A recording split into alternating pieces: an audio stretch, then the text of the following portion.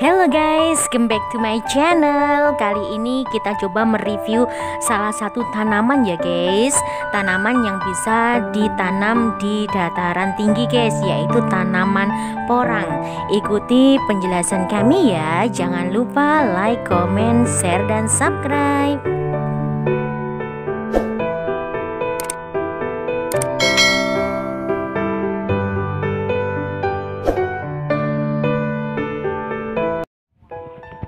Porang atau dikenal juga dengan nama iles-iles adalah tanaman umbi-umbian dari spesies Amorpholarus mauleri.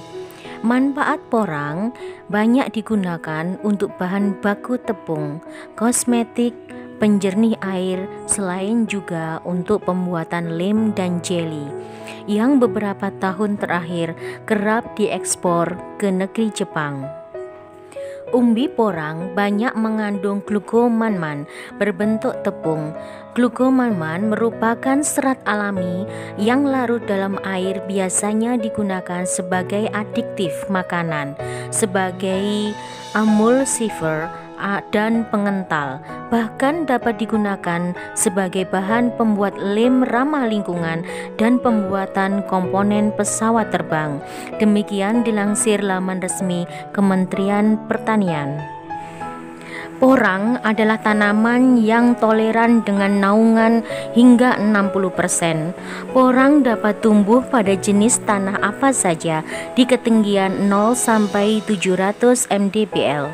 Bahkan, sifat tanaman tersebut dapat memungkinkan dibudidayakan di lahan hutan di bawah naungan tegakan tanaman lain. Untuk bibitnya biasanya digunakan dari potongan umbi batang maupun umbi yang telah memiliki titik tumbuh, atau umbi katak, pupil yang ditanam secara langsung.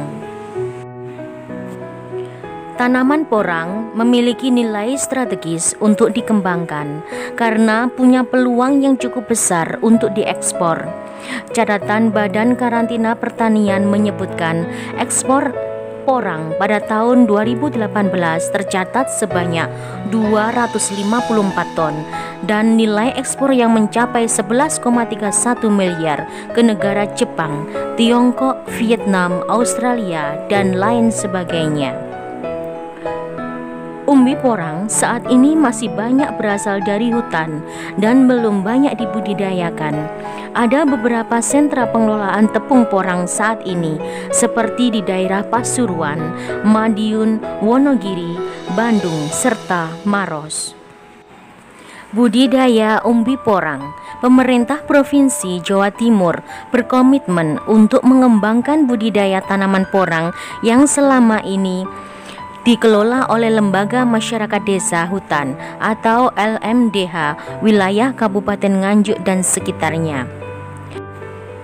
Tanaman porang ini tidak banyak diketahui orang manfaatnya, tapi sebenarnya merupakan komoditas unggulan Jawa Timur.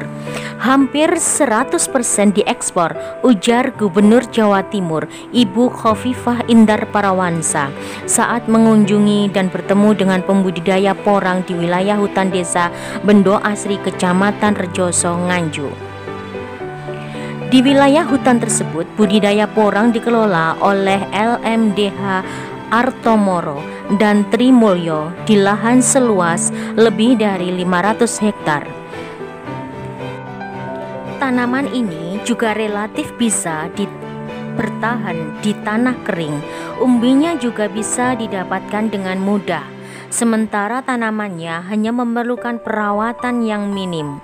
Kelebihan lain dari porang bisa ditanam dengan tumpang sari karena bisa toleran dengan naungan hingga 60%.